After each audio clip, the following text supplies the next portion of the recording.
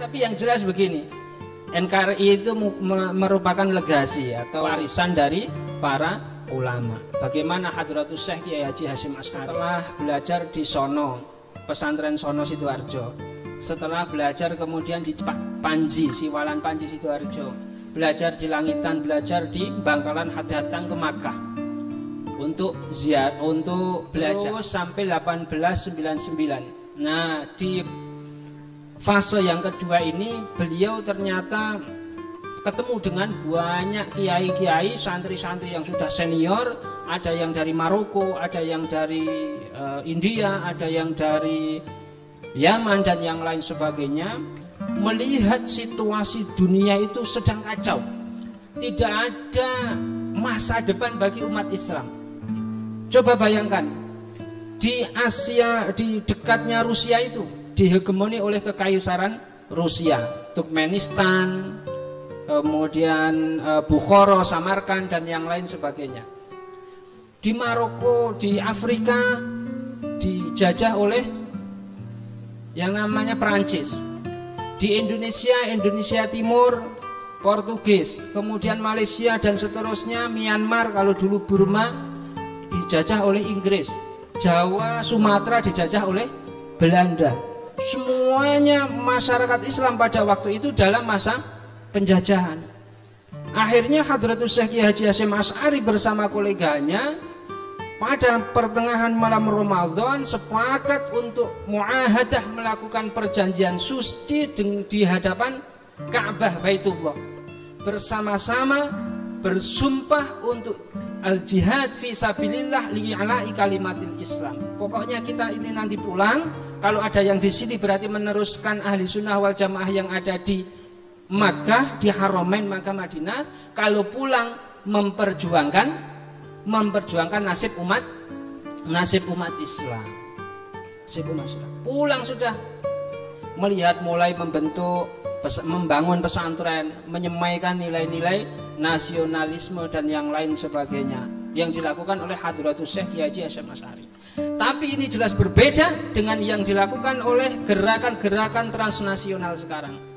Bedanya apa? Karena pondasinya Hadratus Syekh Kiai Haji Hasyim Asy'ari adalah perjuangan dengan syarat adalah dengan ilmu, tidak untuk mencari pangkat dan yang lain sebagainya. Sampai-sampai terkenal makalah beliau, la khaira fi ummatin idza kana abnahuha juhala.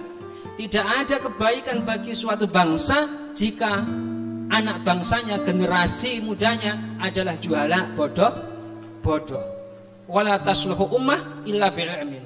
Dan tidak ada kebaikan dan suatu umat, suatu bangsa tidak akan maju, tidak akan baik, tidak akan sukses kecuali dengan ilmu.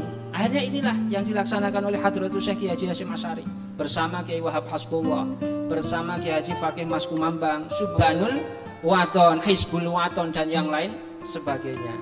Sehingga nanti keluarlah resolusi jihad Hadratus Syekh Kiai Haji Hasyim Asy'ari dengan 3 fatwanya. Pertama, di antara fatwanya, siapa saja yang memperjuangkan kemerdekaan, mempertahankan kemerdekaan Republik Indonesia ini, hukumnya adalah fardhu ain, utamanya bagi orang-orang yang berada di radius 80-an kilometer dari posisi penjajah. Kemudian yang kedua, siapa saja yang mati karena perjuangkan mempertahankan negara Republik Indonesia ini, maka matinya adalah mati syahid.